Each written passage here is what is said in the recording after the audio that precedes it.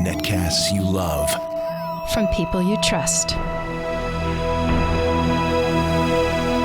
This is Twit. Bandwidth for Ham Nation is provided by CacheFly at CacheFly.com. This episode of Ham Nation is brought to you by Icom. For more information, visit icomamerica.com/hamnation. By DX Engineering. DX Engineering offers practically everything you need to outfit your shack, plus the fastest shipping in the industry. In-stock items ship the same day, Monday through Friday until 10 p.m. Eastern. For more information, visit dxengineering.com/hamnation. And by Pillpack, a full-service pharmacy that combines personalized service, convenient packaging, and modern technology to make your life easier. Visit pillpack.com/twit to save $20 on vitamins and OTCs when you transfer your prescriptions.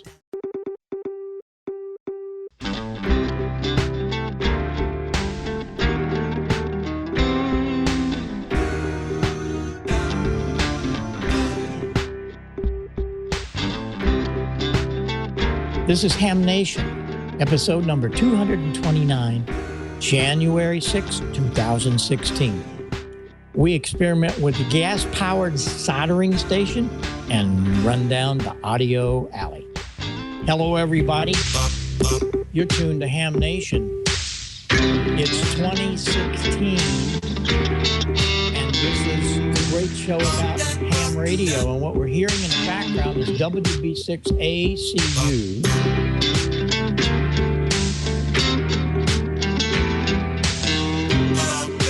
That's our friend Joe Walsh. And Joe wrote, he plays this theme every week when you listen to the replays. A lot of you watch us live and we can hear it. So starting off with 16, here you are. Our own theme song written by Joe. We're really glad you're here. If this is your first time, we want you to be aware of what's going on. This is a great program for information, and we have all kinds of different guests each week bring you excitement about amateur radio. We're going to start a brand new segment tonight also. We'll talk about that in a little bit. But first, let's get all of our hosts in here. We'll first go down to Mississippi. George Thomas. How's George doing? Greetings. Hi, Bob. I'm doing pretty well. Had a good holiday season. Even had a viewer send me a special soldering station here that we'll be taking a look at a little bit later. Okay, that's great. And we'll go out to the coast where I think it's raining and it's not really good weather. Gordon West, how are you doing, Gordon? You and Susan, the cats are okay? We are okay. We put on our personal flotation devices. El Nino is here with vengeance, and we still have one more big storm coming in tomorrow. Back to you, Bob. Oh, boy. And we have to go down to the other end of Mississippi and pick up Don. Don, how are you doing? We understand you're a little bit under the weather, but hey, you're here and we appreciate that. So it looks like we just lost Don. I'm going to try calling him back real quick. Okay, no problem. Don is, he's had a cold this week, and for a broadcaster, that's not a good thing, and that's what he does for his day job. Yeah, I want to thank everybody for the cards. Oh my gosh, we got so many cards, Sarah and I, from all of our friends. This was the cool one from our great friend Jim, W5JCS, and thanks, Jim. But all of you that sent cards in, I really appreciate it. We want to stay in touch with you, and the way to do that is send us emails. Let us know what you like, what you don't like, and we'll make things work to make it better. That's what we're trying to do here at Ham Nation, bring you information. And speaking of information, we'll come back to Don in a little bit, see what he's got. He's going to bring us Newsline tonight. I know that for sure. But let's go out and see what Gordo's got. He's got a lot of things going on, so let's see what's going in the W6 land tonight, Gordon. All right. Thanks, Bob. And we had a Correspondence from Canada, Rick Young, VE7RY, says, get it straight. High impedance traps will block a signal from going through the trap. It circulates within the trap. Yeah, that's what I meant to say. And he brings up a good point. He says, if you're going to talk about the coax seal that you see here, he said, first wrap the connection with a PVC self-vulcanizing seal when you stretch it tight, then put the coax seal on. And he said that way you can salvage that connector after you get through with your wrap job. Now, we have some additional information, and thanks, Rick, for that. The Fresno amateur instructors and Elmers have got together, and they now have a Tuesday night net because they said, we get a lot of hams that get licensed, but they never get on the air. So the ham radio intranet, operated by the Fresno area mentors and Elmers every Tuesday night. What a great idea to get new students on the air on a net that they won't be afraid of. Hey, this Sunday, this is a great one. It is Ham Radio University 16. Their 17th annual event, January 10th, Sunday, at Briar Cliff College. I've been there before. Wow, you should see the program. It is huge, much bigger than when I was there a few years ago. Chaska, Minnesota says, hey, don't leave us out. We've got a great ham radio class that we're starting for 10 weeks. The Smarts Radio Club. Classes for technician begin January 13th. So we just wish everyone the very best this coming Sunday at the New York Long Island ARRL convention back in the East Coast. Well, let's go back to the West Coast, and Brian, if you want to go ahead and bring up the short shots, we're going to race through them. Quartzfest is coming up. Quartzfest in its 19th year in Arizona. And we know that Quartzfest is getting ready because all of the who's who have already begun to filter in because it's the big RV show as well. And we've had the sheriff come to town, and he says, we are ready for you. And they've got a great sheriff's department that looks over the whole deal when all these RVers come into town. Thousands of them, of which hundreds come on down to our Quartzfest, Arizona ham radio training site. And this site is on Bureau of Land Management land, so you get to stay for 2 weeks. And our BLM ranger is always there to give us a warm greeting, and he is so special because he makes sure that everything goes smoothly. And I hope he can guarantee good weather. Now, kids, we're going to be going to Quartzfest early this coming Tuesday and Wednesday to meet up with Heather, W8GEM, one of the Quartzfest organizers. And Heather has rounded up 350 kids in a school youth event for the Quartzsite, Arizona area. These school kids are coming in via bus, and about 5 of us are going to be giving them all sorts of ham radio training, ham radio demos, and getting them turned on to wireless. So that's something we do before the Quartzfest gets started. And it's going to be fun. And kids, get ready to solder, get ready to play CW. And then when Quartzfest begins, yes, pets are allowed. We have the annual pet parade. Not quite ham radio, but hey, even a little QRP rig like that will make quite a sound. So Pet Parade is on schedule. And we also have pet trackers. That's a talk that I do, 222 megahertz ham band trackers for paws or furball. And Don N9ZGE is there every year, and it's not talking heads, it's live show and tell of automatic tuners and which ones can tune up a light bulb that looks like a dead short from the very beginning. Not all tuners can do that. So live demos and a look at solar panels. And we'll zoom around and see all the different solar panels on the over 100 ham radio rigs that come together at Quartzfest. And we'll learn with some solar talks about how to make these panels really do their thing. That's Jody, San Bernardino Emergency Communication Service. Tracy behind her, followed by Marilyn. And they're talking all about what they do up in the snow-covered San Bernardino Mountains tonight and the emergency communications that their volunteers offer San Bernardino. Notice, not just talking heads, but live stuff. Then we do an antenna walkabout at Quartzfest. And if you ever want to see some funny antennas, we've got them there. And that's going to be our special event station antenna that Ward brings. And you'll hear us loud and clear. W7Q from Quartzfest. Thanks, Ward. And thanks to Icom America, lets us borrow the 9100. And we'll be using the heck out of that radio as well as some other radios. And that's Dick as well as Marcia do a lot of public service, racking up points at the special event station. We like this rig for Quartzfest because it goes well with a Heil Super microphone headset, and it also can be seen in the bright daylight. And with all the sand inside of it after 5 Quartzfests, it's still up and running. And there's Marilyn and Tracy talking to the group. And notice the wheelchair fella. He says he has no problem getting around because it's hard-packed sand. And if you're into cooking, ladies, you'll have fun at Quartzfest. And gentlemen, you'll have quite a meal. So a lot of camaraderie of the ham operators getting together.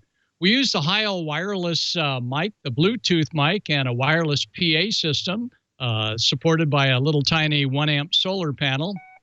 So all of the 3 different areas for our concurrent seminars stay on the air with a good PA system. Tent camping, absolutely. I hope it's nice and soft beneath all that stuff. There the fellows also, besides staying in his tent, brought in an Icom radio for a little bit of DX work. That's Russell, and Russell is the hootenanny king. And he, as well as others, including myself, will bring our guitars and 12 strings, and we will have fun. Russell and Debbie, they are part of Quartzfest in memory of jazz. Russell and Debbie, we can't wait to see you soon. Thanks for all you bring to Quartzfest as one of the many valued committee members and volunteers. And we also have ham radio exams, about 3 different exam sessions. You can see you take them out there in the bright sunlight. Then when the sun sets, as well as when the sun comes up, we always have a campfire. And we've got someone assigned just to keep the fire going.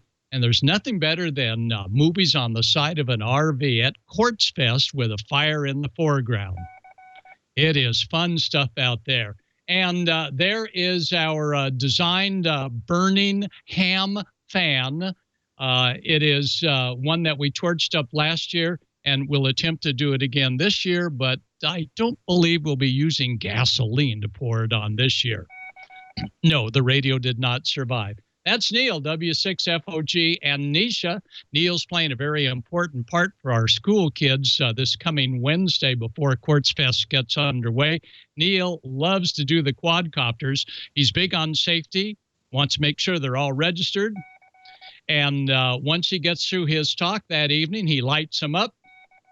And he takes them over to a campfire, and these people can't quite believe what they're seeing. Movie in the background, and the lighted quads well up above. And if you get lost at Quartzfest, yeah, we got APRS. Tracy's making sure he's got a good APRS going there. But that's AC.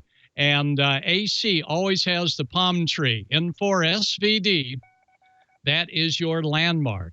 And in the evening, we also do shortwave as well as medium wave broadcast band reception. See who can pick up the best at 1,000 kilohertz. That's Gary, and Gary's going to be talking all about and demonstrating amateur television. And Amateur Television Quarterly is one of the great publications out there. And that is Mike and Mike Collis with the Amateur Television Network that keeps all these great repeaters and ATN going strong, both analog as well as digital. Speaking of digital, up at 10,000 megahertz. Yep, we'll use that at Quartzfest. We'll beam some signals around different feed systems. That's a reflector feed. And here's one made out of good old home plumbing. but you'll see plenty of microwave activities, including the transverters, taking 2 meters all the way up to 10,000 megahertz. So a lot of show and tell that goes on at Quartzfest. And there, Gary's doing some demos with the ATN crew in the background who brought their own gear looking on. And there's Chris. Chris was our last few years lady in charge of making this whole thing happen. And she'll be there again this year making things happen. And we're picking her up on ATV. And they have an off-the-road day where you can take your off-road vehicle truly up in the hills and the mountains looking for all sorts of stuff. That's AC's wheels. And AC is having quite a good time. And there's Cliff. Cliff is one of the early directors of the Quartzfest activity. And AC and Cliff, Haycock, no telling where they're going to go. And look at this. Don't forget D-Star 440.7875 positive offset will be more than likely up at Quartzfest. I'll be doing my ham radio academy for instructors. So those teaching a class will help them out.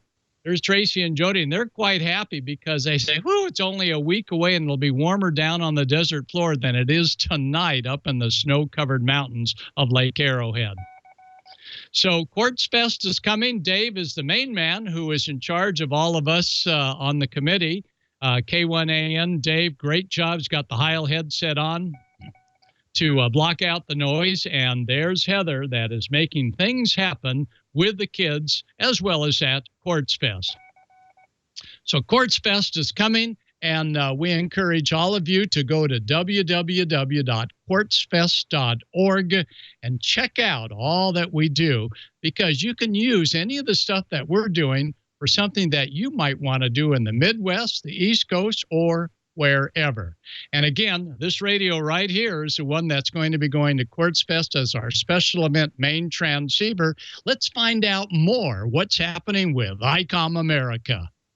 Get into HF this winter season. Whether you're just starting out, a ham on the go, or an operator wanting to upgrade your shack, Icom has a radio for you. Looking for that practical rig to get you communicating on the HF bands, the IC718 combines DSP technology in a compact size. It's durable and great for casual HF operating, and it's got easy-to-use and other attractive features not found in other entry-level radios. Want a solid HF radio in a small footprint? Consider the rugged, water-resistant IC7200. It's perfect to take on your next RV adventure. Or set it up as an emergency station for your MCOM group. The 7200 offers simplified operation and features for voice, CW, and digital modes. Searching for that high-performing radio for everyday use? Try the IC7410. Casual and seasoned operators alike will love this HF radio.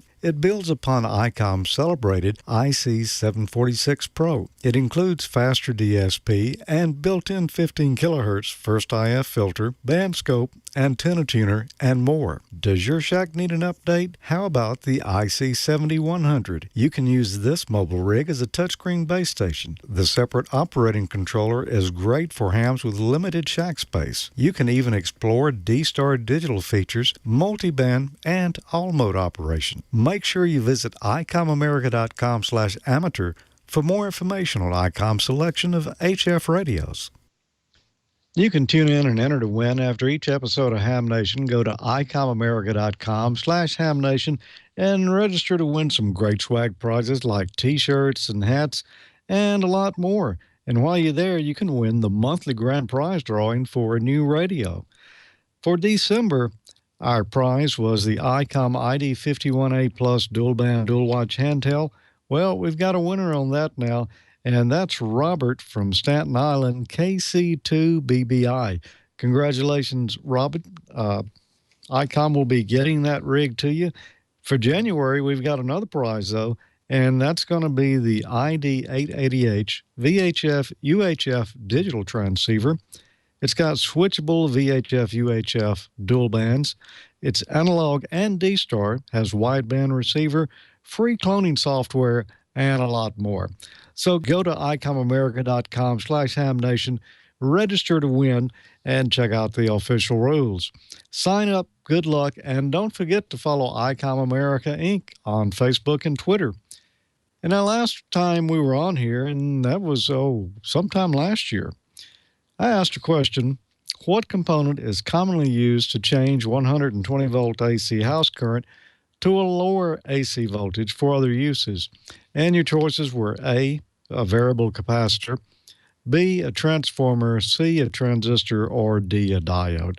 Well, everyone knows the answer to that, but there can only be one winner, and that's Paul Hyland, NG0P. And Paul said, George, the answer to the question is B, transformer.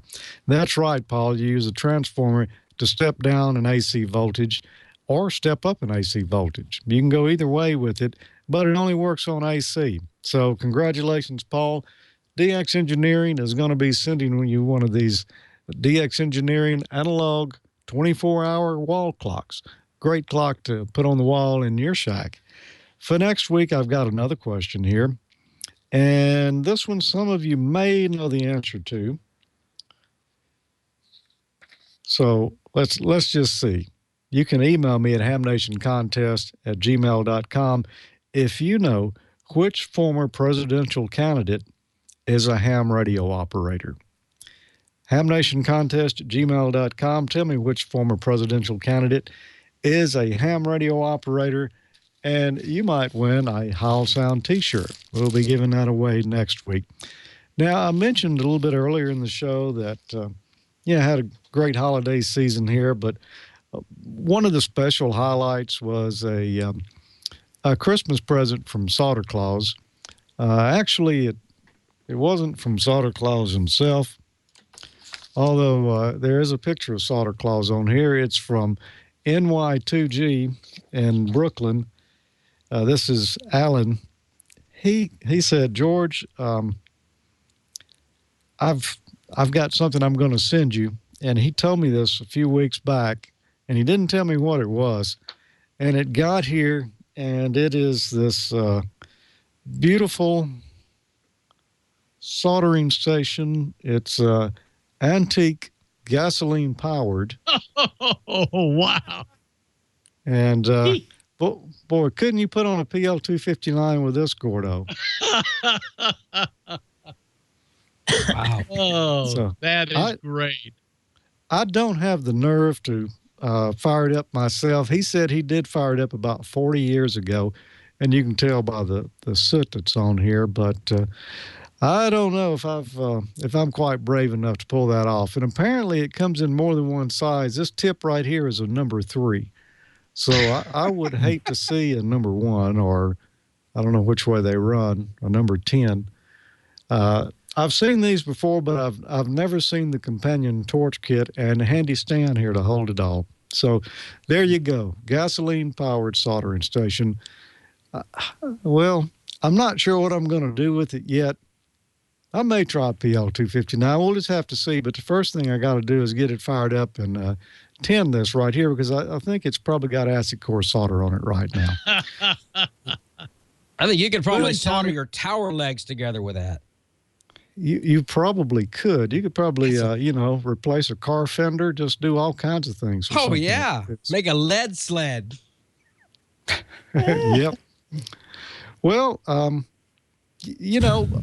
I guess you might could use this to put on a Canon connector, and we have the perfect guy to talk about audio here, starting a new segment tonight, officially kicking it off. Bob, what's the title of this going to be?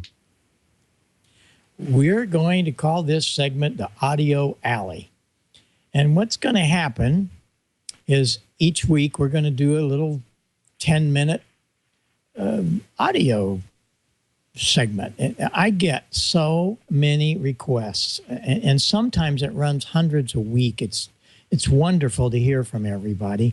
But here lately, they all have kind of the same questions. And hopefully some of this will help you. We get a lot of guys, and they get all juiced up and say, wow, we want to get one of these things. A mixer. We need a mixer. And what are you going to do with it? Well, we're going to put it in the front of our 1978 IC 3735 or whatever. Well, you have to think about this for a little bit as to what you're actually trying to do. First of all, today, in today's world, most of the transmitters already have equalizers. That's why we have a mixer. A lot of people misunderstand why we have this thing. We only have a mixer really for one reason, and that one reason is equalization, so that you can have bass, treble, or in these cases that you see here, you can have bass, mid, and treble. Different mixers have different EQ systems in it. This particular one is also very cool in that it has parametrics in it, which means in the case of leases, our Behringer, a lot of them have this now. See, the engineer told us when they designed it that the high was going to be set at 12K. Well, that certainly doesn't do ham radio any good. So we're only going to be able to use the mids. That's at 1K. It's really kind of at the wrong frequency for what we need. And then you have the bass down at 80. Sometimes your transceiver won't do 80 hertz. So you go into using parametric EQ. It's a big word. A lot of people misunderstand it. Here you have 12K, which we're not going to use, but you have a variable mid. And what's good about the variable mids is that you can change the frequencies. You have all of these frequencies. You can change that just like you do your receiver. Most of the time, as you see here, it's going to be set on 2K. The bass is going to be set at 80 hertz, which is fine. And you can either cut plus 15 or you can notch minus 15. So what you have to do is think about what you really need this for, because most transceivers today already have it. But the first thing you have to do is think about this, transmitter bandwidth. It's very, very important. What does your transceiver do? Most of the early transceivers will only do 1.9 or 2.4. It will not do the wider 2.9. And you're going to say, well, I can take a mixer and change that. No, you really can't change the bandwidth. Well, I got a great demo. I hope that you'll be able to hear this okay. I'm going to even turn the camera around so you can see what we're doing here. Going to be talking in the 7800 that's hooked up to a dummy load. And you're going to be listening to the receiver. And here we go. We're going to put this in transmit. And I've got this coming back through the sound system, so you should be able to hear this on Skype okay. We are in a PR40 talking into the transmitter. Now, here's the deal. I'm in the wide transmit filter, which is 2.9. If you have like a 735, a TS440, a TS140, an FT1000, and don't misunderstand what I'm saying here. This does not mean it's good, bad, indifferent, better, worse, what.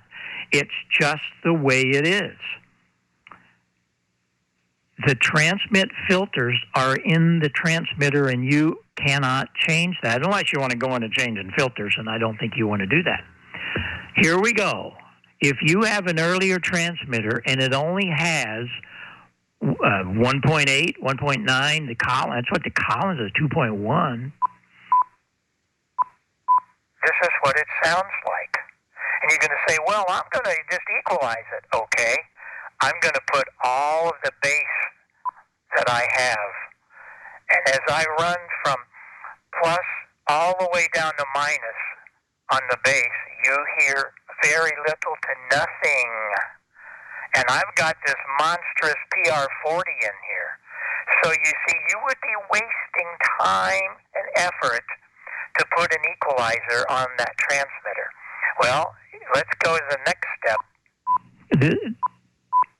This is 2.4. This is what most of the transmitters have in them, especially like the 480, the 7200. These are late models, and it's kind of sad that they didn't do a little better with that. And that's not to say it's a bad transmitter, but that's just where they set the filter, and you're going to be having to suffer with that. Here we go again. If I increase the bass, it doesn't make much difference because all of that's rolled off. That filter's rolling off the low end and it's rolling off the high end. Now we're going to go to a transmitter, and there are many, that has a wide filter. Now bring on the PR40. And you see it makes a huge difference as to what's going on with the audio. Now, if you're wanting to do contest work, beautiful. We're going to go to the mids. We're going to punch up all we can of the highs, and we have a transmitter that's going to cut through and make you sound great in a pileup. Is it beautiful audio? Of course not. Is it good? Absolutely. For contests, for even nets and places you need to get your transmitter through. But if you're 30 over 9 and you're talking to your friends on 40 meters at night, rag chewing, well, they're not going to want to listen to that. It's hard to listen to. You're going to roll in some low frequencies and make it sound great. Now notice, if I take it up that far, it's a little bit boomy. And I hear a lot of these signals on the air, and please, guys, balance. Balance is so important. Listen to yourself as we are here in another receiver, and balance those lows and highs the way you sound naturally. And when you're 30, 40 over 9, it makes a lot of sense. It works so great. Now I'm going to turn the transmitter off. Again, that transmitter was in the dummy load, and it just allows us to hear things much better. You could use the monitor, but I always like to do it with another receiver and headphones, and it works really good. I hope that demonstrations through Skype is not all what we set out to be. Okay, we'll get things situated back over here.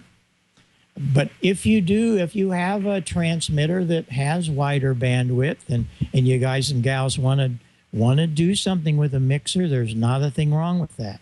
What you want to do first is a mixer for receive. Oh my. And what you do is go to the back of your receiver, your transceiver, and find the accessory plug. And the accessory plug has all kinds of things in it. And I know a lot of guys say, oh, I'm going to have to solder that connector. It's not that bad. You're not going to use George's new soldering iron, I'll tell you that. Well, you can, but it is not going to work very well. In coming weeks, we're going to get into soldering some of those. But you go to that accessory plug, then go to your manual. You remember, hey, you get these things with your radio, and most of you take them and you go, oh, okay, never look at it again. Don't do that. There's a lot of things in that manual. One of the pages is this guy. This, by the way, is for a TS2000. And the pinouts for that plug I just showed you are right here. And pin number 3 is audio AF out, AF output. And that's what you're going to take out of the transceiver bypassing all of its audio, which is not all that great, no matter how much the thing costs or how well it's built. Don't have really great low distortion audio circuits in the equipment today. Come out of that pin. Now go into your mixer. And what you do there is kind of cool. The mixer, it's going to do a lot of things.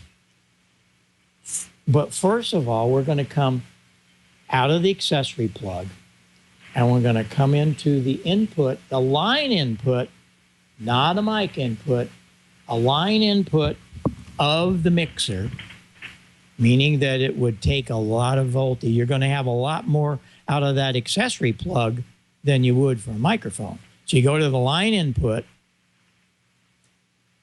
You want to turn the pan pot all the way left.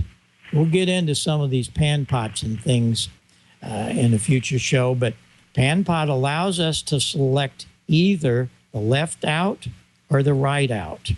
And what you do there is turn it. I turn mine to the left out, and that puts all of the signal, all of it that's coming into this channel out of the left output. And that goes into the JBL speaker, which has 35-watt amplifiers in them. There's 2 of them. I'm only showing 1 of them. Now we can bring on the equalization, and you will not believe what you've been missing and receive. And I don't care what the receiver is. From a $15,000 one to a $200 one, from a brand new one to one that's 30 years old. That is where a mixer really shines.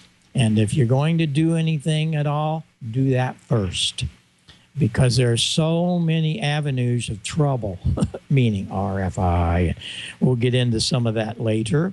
But I wanted to start this segment with something that was very meaningful. And to me, the receiver is really where it is. And you heard how important it is to select the transmitter bandwidth. Then we can go into selecting different things of what microphones and all the different things that you're going to use. But we'll get into all of there's all kinds of equalization out there. This started the whole thing in 1982. We changed amateur radio. We really did.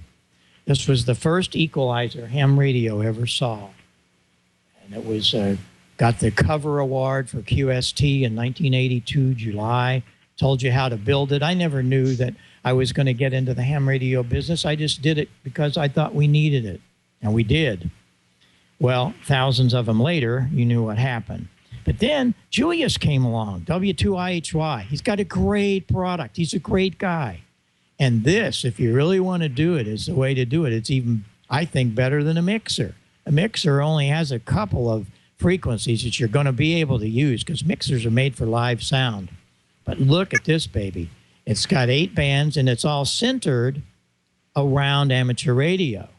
That's the whole deal. It's got noise gate and all. We'll get into some of these later, but that might be a better route to go. And get a small mixer and some of the JBL Control 2P speakers. Now you can have some really decent receive audio. And if your transmitter doesn't have equalization, well, you can do that if you need it. And as you heard, if you got 2.4 filters in it, there you go into selecting microphones, and we're going to get into that later. Something that I need to tell you guys about, my wife told me, she said, you need to talk to this. This is a book that I wrote for the pro industry. And Sarah says, you need to tell Ham Nation guys and gals about this because it's got a lot of information about microphones. It all starts with the microphone. There's a tremendous amount of information. I didn't write it. I just compiled it. It's all science, how microphones work, some of the frequency charts, of course, the wonderful, wonderful thing about the Fletcher-Munson curve, how your ears work. And that is just, it's atrocious that we all don't know about Dr. Fletcher and Dr. Munson. And you need to learn about some of this stuff. And just call the Heil Sound plant. Look up the website and the phone numbers on there. And It's the best $10 you'll spend because it's got a lot of information about microphones and audio in it. And we'll get into more of this each week. We're going to get a little more, but I hope it helps you. Again, email me and we'll make things happen and help you get things better and have more fun with ham radio. That's what it's all about. And that's what this show is about. And talking about having more fun, we're going to go down in South Mississippi and talk to Don because he's got some news items. And he's just a fun-time guy to start with. Don, how you doing? Look at that. I'm just a little light reading here. Got the 7600 book out because you said, we all throw them on the floor. Mine wasn't on the floor. It was right out here on top of my printer where I could get to it just as fast as I possibly could so I can get in there and set my stuff right. Well, while I'm looking and figuring out how to set my stuff right and trying to figure out where my voice went to, why don't we get into the news of the week with Amateur Radio Newsline? So, Brian, you go ahead and roll that, and I'll be right back. From Amateur Radio Newsline Report number 1992, these are the Ham Nation headlines for Wednesday, January 6, 2016. In Wisconsin, a bit of hospital equipment has just become ham equipment, too. Recognizing the important role amateur signals can play in local disasters, Ministry Eagle River Memorial Hospital has given space on its tower to a local club repeater.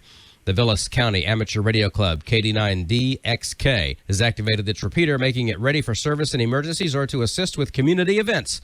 Mark Descalos, a spokesman for the hospital, told National Public Radio member station WXPR recently that bringing the Ham Radio Club onto the tower was a decision that made good sense.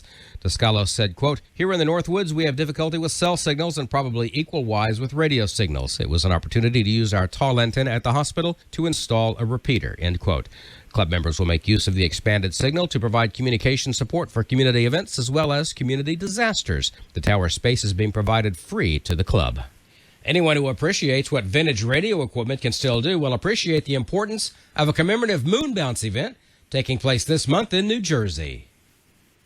70 years ago, a team from the U.S. Army operating at Fort Monmouth, New Jersey's Project Diana site successfully copied radio signals that had been bounced from the moon using an Army tracking dish. That site is now part of the Info Age Science History Museum, where on January 10th, the EME, or Earth-Moon-Earth bounce, will be recreated, marking the date when the historic transmission both left its mark and its signal in 1946. In fact, the radio amateurs intend to use that same dish, which has long since been demilitarized and refurbished. The TLM-18 received those first historic signals during its time of active service on that site as a ground station for the Tyros 1 and 2 weather satellites and for Project Vanguard. The commemorative transmission will occur on 23 centimeters from the station of the Ocean Monmouth Amateur Radio Club, N2MO, sent by members of that club as well as hams from Princeton University and the Science Museum. The dish's primary role, as used by Daniel Marlowe, K2QM, is to help observe radio pulsars as well as radiation from the Milky Way.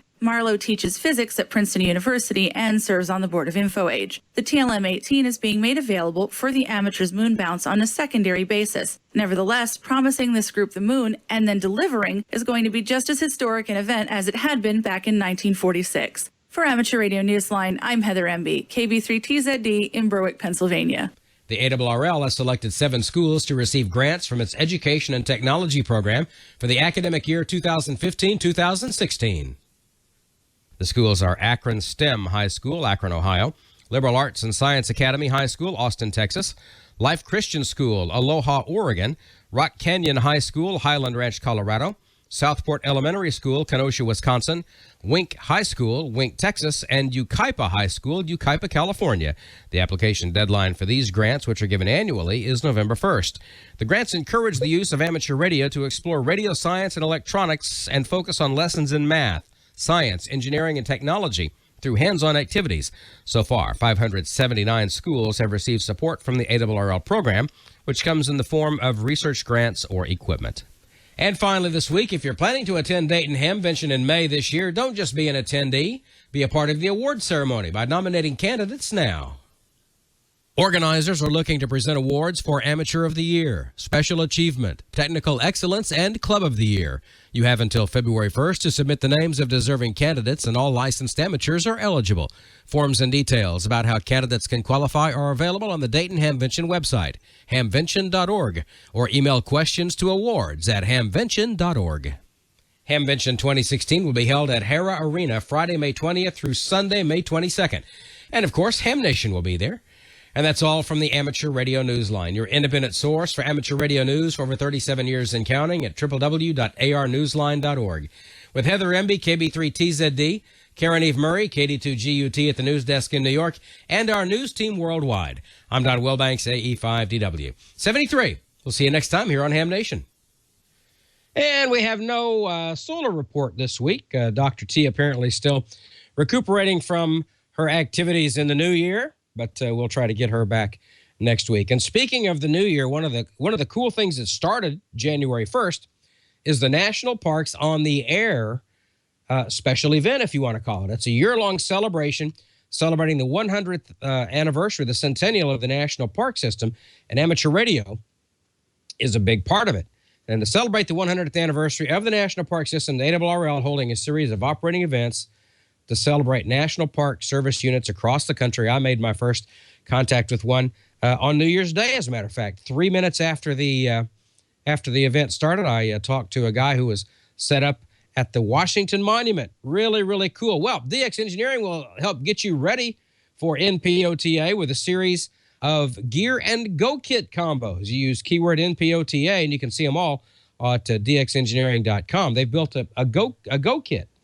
Has almost everything you need to get on the air for portable operation. It's got the Yaesu FT857D, HF, VHF, UHF mobile radio. That's HF 6 meters, 2 and 70 centimeters, up to 100 watts of power, depending on the band. Great radio, perfect for portable and field ops. Also, the Go Kit comes with a Yaesu power supply and a Heil Pro Micro headset with the adapter cable and the hand switch. It's in one of those really cool carry-on-sized wheeled Nanook equipment cases in your choice of colors. You get the official ARRL NPOTA hat and the bumper sticker to go with it. And they're made specifically for NPOTA. They're great for any portable or MCOM use as well. And they're also National Park on the Air collectible gear combos to commemorate your participation in these historic operating events. Whether you're a chaser or an activator, you can get involved in this. They include an assortment of official ARRL NPOTA gifts and accessories, stuff like coffee mugs, stickers, pins, patches. And you get to choose whether your gear combo includes a low-profile NPOTA ball cap for spring, summer, and fall use, or the knit cap. Bet they probably could have used that in Washington, D.C. along the station there that I talked to at the Washington Monument. The knit cap, perfect for cold weather operating or early morning rag chews at the campsite. And also don't forget the K5P de-expedition to Palmyra Atoll is next week. And you can make contact with the elusive number 9 on the DXCC Most Wanted list. DX Engineering is supporting the K5P team by providing cable, connectors, other gear that will help them get on the air and get on the air the right way. And to get a clear idea of what the Palmyra crew will be using at the atoll, you can check out the K5P Palmyra Atoll de-expedition combo. That's also at dxengineering.com. DX Engineering is involved with several of the high-profile de-expeditions on the 2016 calendar. Details forthcoming as we get closer to their respective on-air dates, because DX Engineering is all about ham radio. Just amazing folks over there. DX Engineering will ship faster than anyone else in the industry, so no matter what you want, if you get your ground shipping order in by 10 p.m. Eastern, Monday through Friday, and if it's in stock, it'll be on a truck headed your way that day. Proven products, expert advice, amazing people, knowledgeable people. DX Engineering will help you shrink the globe. Grab your catalog, or you can order your catalog online, shop online, in fact, 24/7 at dxengineering.com/hamnation, dxengineering.com/hamnation, and they're a huge supporter of Ham Nation and great friends of radio amateurs everywhere, and DX Engineering is just awesome folks. And I believe Dale now has some other notes of history for us. Dale, how are you tonight? Hey, we sure do, Don. Hope you ditched that cold. You're sounding better now, so hopefully you'll be over it pretty soon. Laryngitis and broadcasting definitely not compatible. Tonight we have a special treat for ham radio history buffs, and we're dedicating the entire video segment to pass on the history of the Ensor Museum and amateur radio station W9BSP. That was an ARRL teaching tool station back in 1937. Well, the project's been in the works here for 2 or 3 months. We first got a suggestion from Bill Owens. He's AD5EW, If you're dyslexic, you'd think that was Don's call sign down in Mississippi there, or Louisiana, rather. We worked with Larry Wordsworth then, W0HXS. He brought in Steve Martin. He's K0SLM. He's also the main man at Accent Video. That's in Overland Park, Kansas, and the rest is history, so to speak. Here's Larry.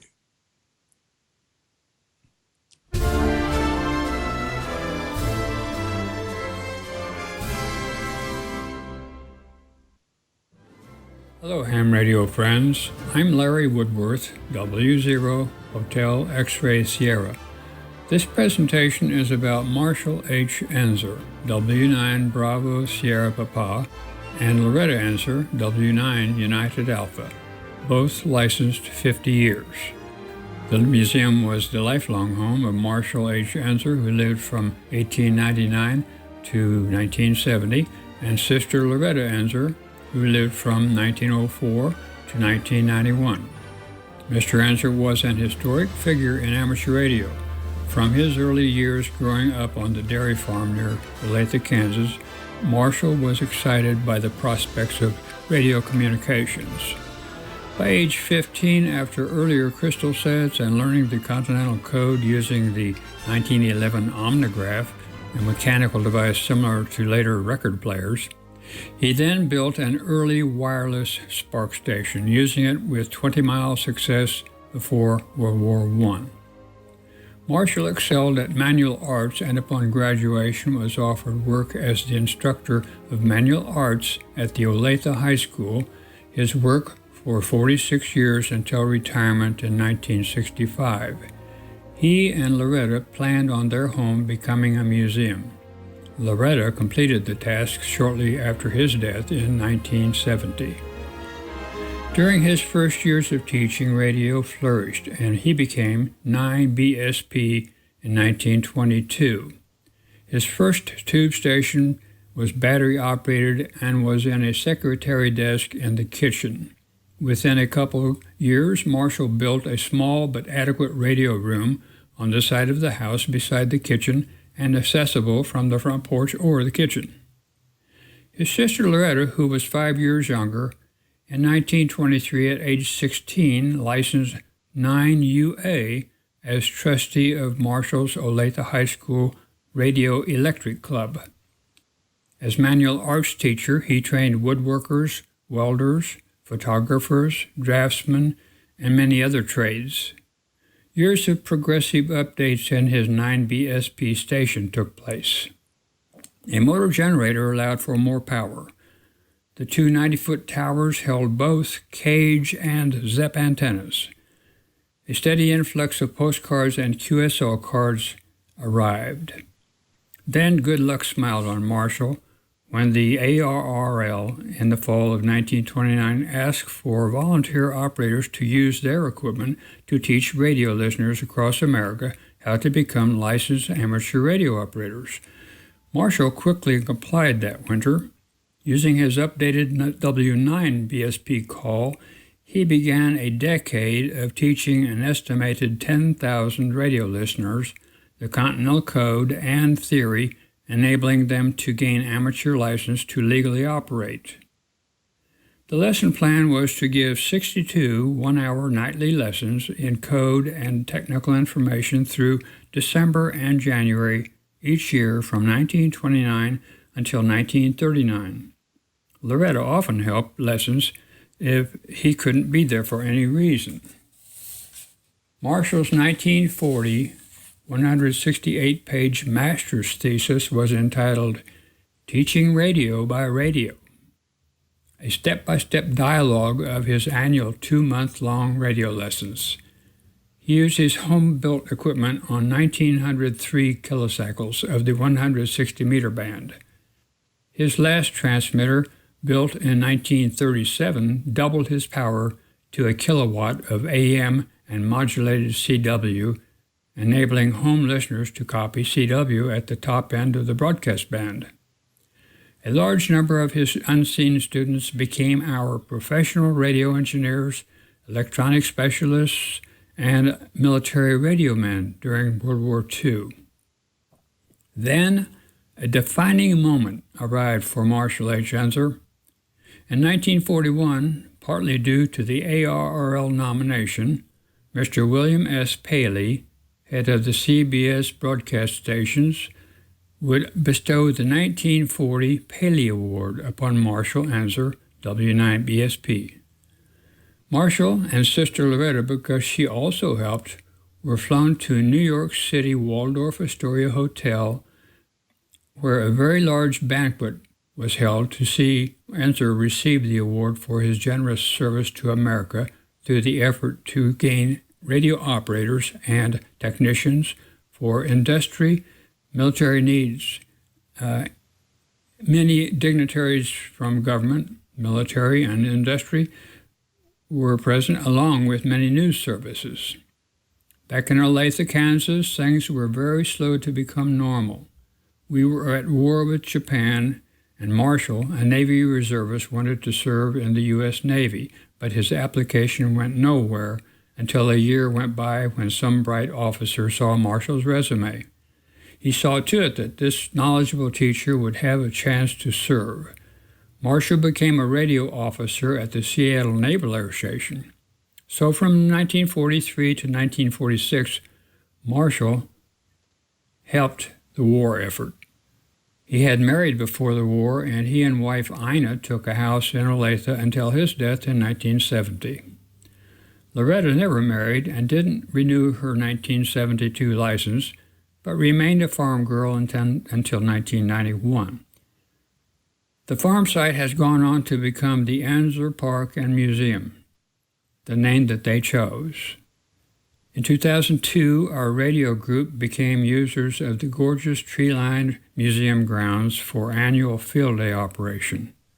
Both of Marshall Enzer's hand-built radios are now back to operable after over 40 years of nature's abuse, thanks to the willing effort of retired 1940 Enzer student Harry Kraut, W0YQG SK, a kind gentleman who retired from electronic technician work just as we met and welcomed his offer to have them work again as he remembered them back when. Harry went home in 2014. His son Joe, W0PWJ, helped his dad in the restoration effort and has been our club trustee since 2005. He and I and some others put W9BSP back on the air December 5th, 2013. Built by Marshall Enzer and used for code practice and license instruction in the 1930s. Built in 1937 and used up until 1941. After the end of World War II, the station was brought back on the air and operated up until 1972. So this transmitter has been off the air now for 40 years. And we have just completed a working restoration on it. This is our special event to put it back on the air. We're running a pair of 822s modulated by a second pair of 822s, crystal controlled using a 6L6 oscillator through a couple of amplifying stages. This is W9BSP Enzer Museum, Olathe, Kansas. I kept a log during this contact of Joe's. Best to all in 73s. This is Larry Woodworth, W0, Hotel X-Ray Sierra.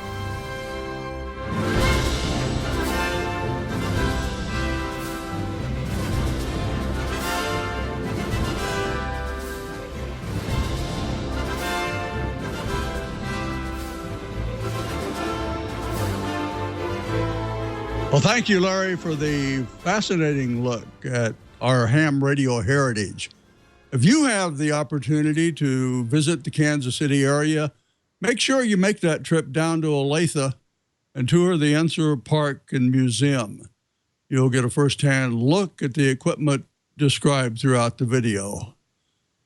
Well, that wraps up the first 2016 edition of the video segment. Next time, we hope to have a treat for hams who run their shacks with Mac OS X.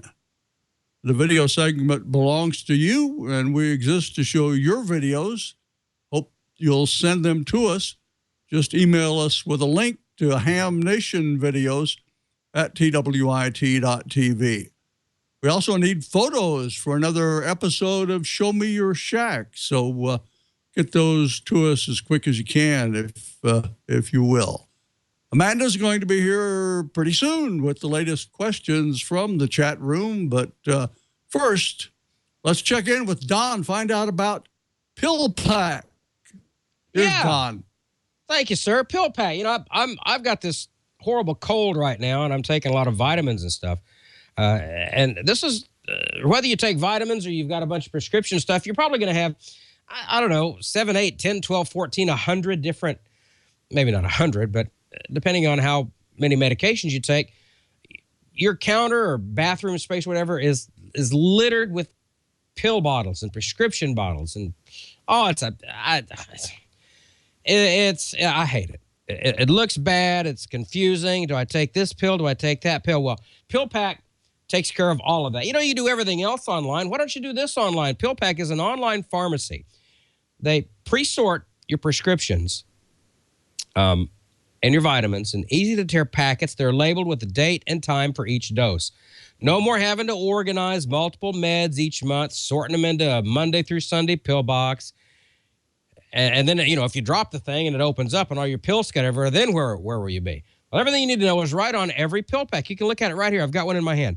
Right here has all the contents of what is in this particular pill pack. If you come to me, Brian, you can see it right here. Has a list of the meds right on the back of it. And on every one of the pull-out packs, you get a list of what's on there. And it's even see-through on the back, so you can see exactly what is in there.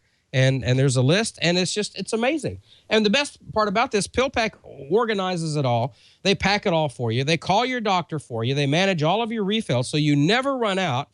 Instead of all of a sudden, oh, my God, I'm out of my meds at the last second, and you got to run down to your doctor to get a refill. You got to go to the pharmacy, and that's a pain in the behind, too, because you finally put your prescription and you get to the pharmacy and, oh, I'm sorry, we had to order that, Mr. Yuccapuck. That won't be in for another 3 or 4 days. Yeah, well, what am I going to do until then? Pillpack takes care of all that. They deliver your medications to you directly, and the delivery is free. Their pharmacists are available 24/7 from the privacy of your own home. No more trips to the pharmacy, standing in line to ask the pharmacist a question, everybody hanging around and listen to your business. Also, this is a cool thing. Pillpack uses robots and digital imaging technology along with pharmacist oversight to make sure that every pill pack is accurate, and there's no extra cost beyond your standard copay for your meds, which is insane because it's a service that would be worth paying for. And shipping's free. How do they do it? I don't know, but they do. It's compatible with most insurance plans as well, including most forms of Medicare Part D. Switching is ultra easy. Once you sign up on the secure site, they take care of everything else. It's Pillpack's one of Time's top 25 inventions of 2014. Jill Duffy gave it a great review in PC Magazine. There's also a Pillpack Med Reminder app for iPhone and the Apple Watch. If you or a loved one rely on prescription meds, you know how important it is to take the right pills at the right time. It's vital. Can be life and death. That's why there are so many satisfied Pillpack customers that say it's not only made it easier, it's made their lives better. I want you to visit pillpack.com/twit to sign up now. When you do, use the link and transfer your prescriptions to Pillpack. You'll get a credit for $20 worth of vitamins and over-the-counter stuff. Once you make the switch, you will not ever know how you lived without it. I promise you that. Pillpack.com/twit. Pillpack.com/twit. Everything you need to know right there. We thank them so much for their support of Ham Nation. And Amanda, you know, I've got this cold, and I hear the best thing for a cold is a hot toddy. But, you know, if Pillpack made hot toddies, I wouldn't have this problem. But I didn't have any tea. Okay? I had no tea, and I had no lemons, and I had no honey. So, no honey. That's what, you know, sometimes you just got to make do with what you have. So while you go ahead and take care of us in the chat room, I'll pour my medicine right here.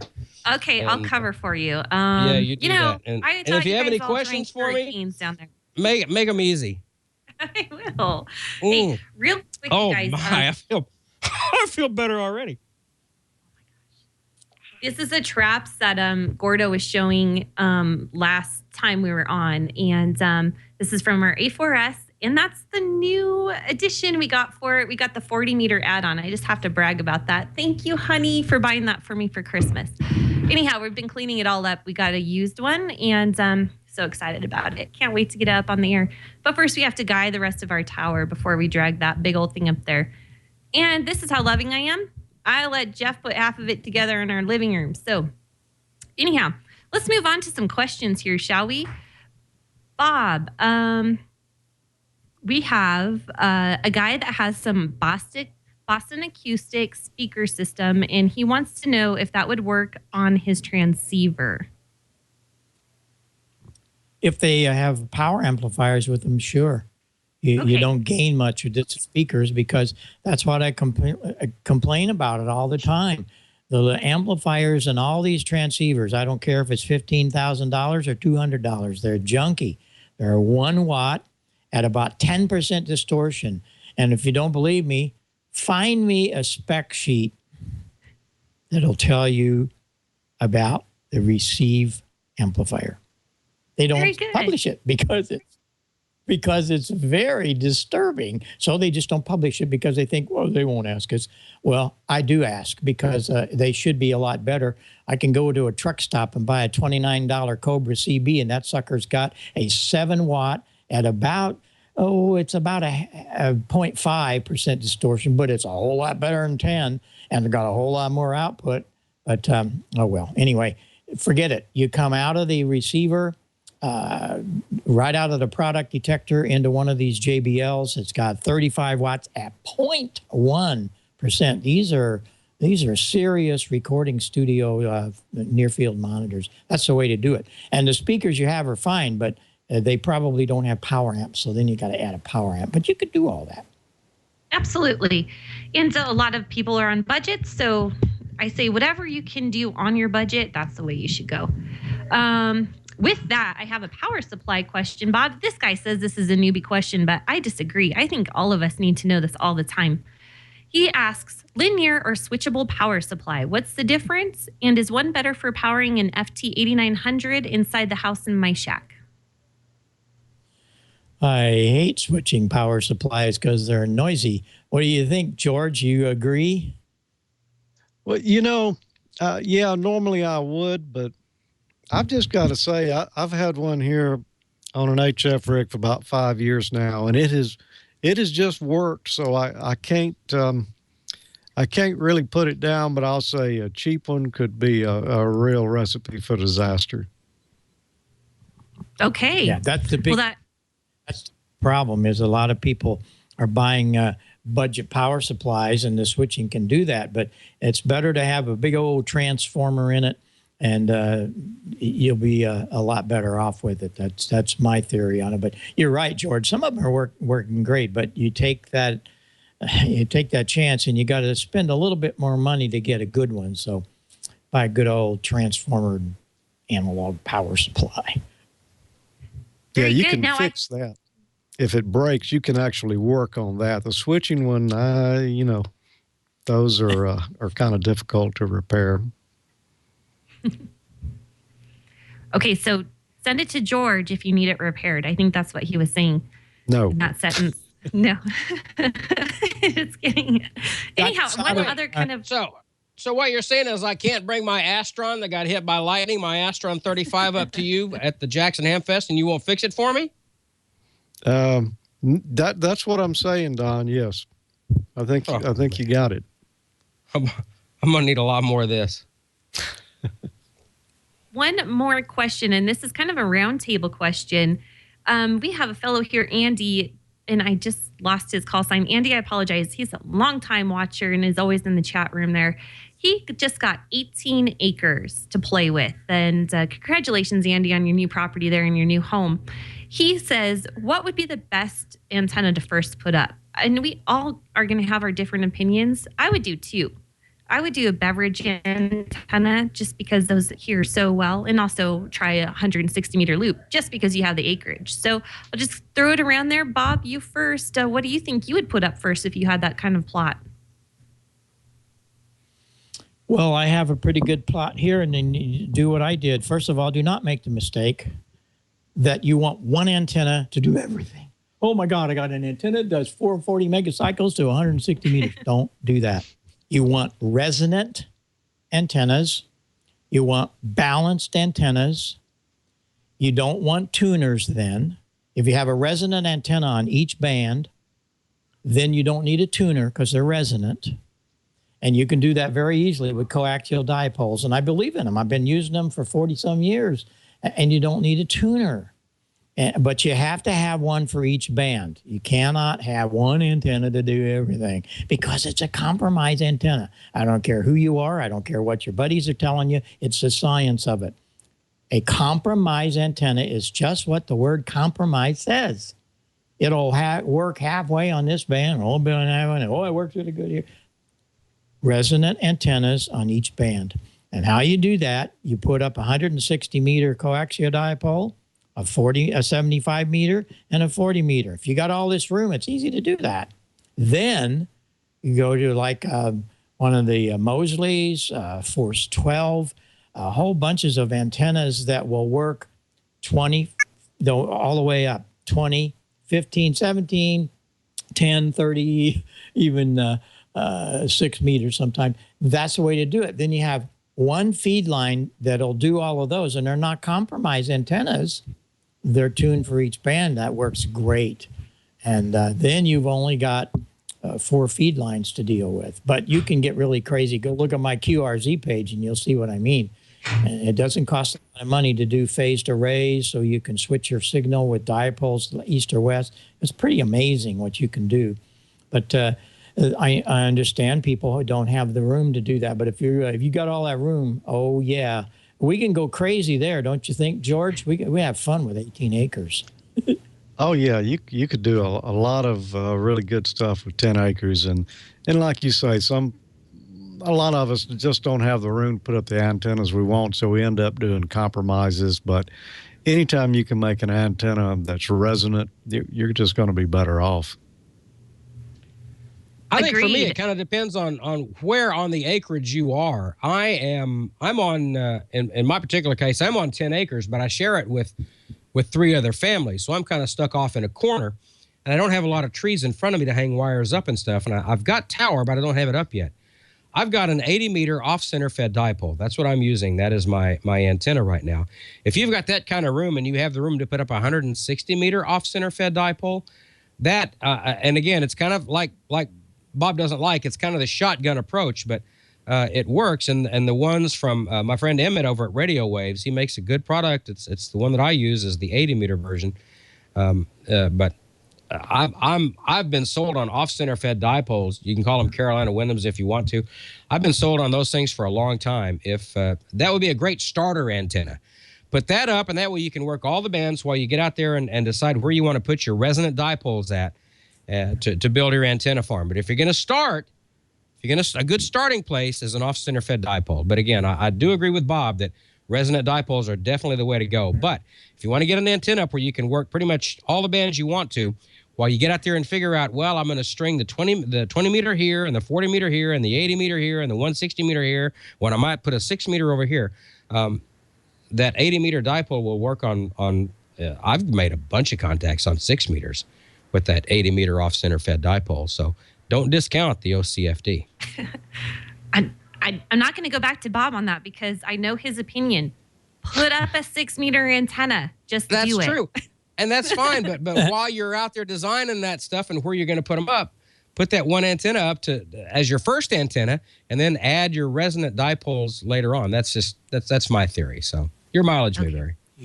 Very good. Yeah. And go ahead, Bob. Well, that's the whole thing. You want to get on the air. That's the whole thing. Get on the air. Exactly. Play with it. If you got all that room, make it happen. And I want to say one more thing about wire antennas.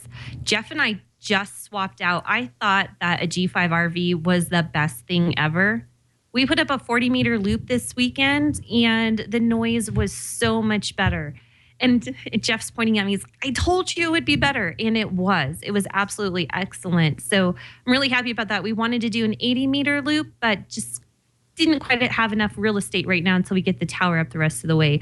Really enjoyed it, you guys. Just put them out there and see what works best for you. Absolutely. You know what You know what the beauty of a wire antenna is? A wire antenna is you don't have to put it up exactly right or the way the book says. You just have to put it up. Wire antennas are extremely flexible. And I'm not talking about bendy flexible. I'm talking about usage flexible. You just like mine, I've got an 80-meter off-center fed dipole. The short end is up about 50 feet, I guess, and it slopes down. The long end is down at about 12 feet. And it's not up optimum, believe me, but I've talked around the world on that thing. So the key is, the first thing you got to do is take it out of the package and get it up in the air. You know, tweak it, get it up there, get it up. That's the first thing you got to do is get it up. And we made ours out of electric wire fence, the cheapest stuff you can buy. It works awesome. You guys don't spend a lot of money on it. Don't use all the copper ladder line, things like that. No, forget it. And coax to feed it works great. 4-to-1 balun is what we chose. And by the way, there's as many baluns as there are opinions about which one to use. Bob, I know we're going way over time, so this is a conversation for another time. So anyhow, that's all the questions I had for tonight, you guys. Thank you so much. Bob, over to you. Well, it's been a great show tonight, and I really enjoyed seeing some of the stuff going on in the chat room. I was in there just a little bit. So stay tuned, everybody. We have fun here every week, and we will continue to do that. Don, I'm glad that you're sounding much better. George, I know you'll be experimenting with your new soldering iron. Tommy can help you, by the way. And Gordo is going to be heading down to the desert. So what can I tell you? But we'll all be back here next week, I do believe. And we'll continue on with things that might be of help. And, hey, things that we might learn ourselves. I learn things every week, and love to pass on with science. Brian, thank you very much for all of your work up at the Twit Studios. Thanks to Leo Laporte. And for all of you headed down to Tampa for the Tampa Ham Fest, I think that's going on this weekend. Don't miss it. So there you go. 7-3, everybody. We'll make this all happen next week and have some fun right here on Ham Nation. This is K9EID. Bye-bye for now. Power to the flannels. All right.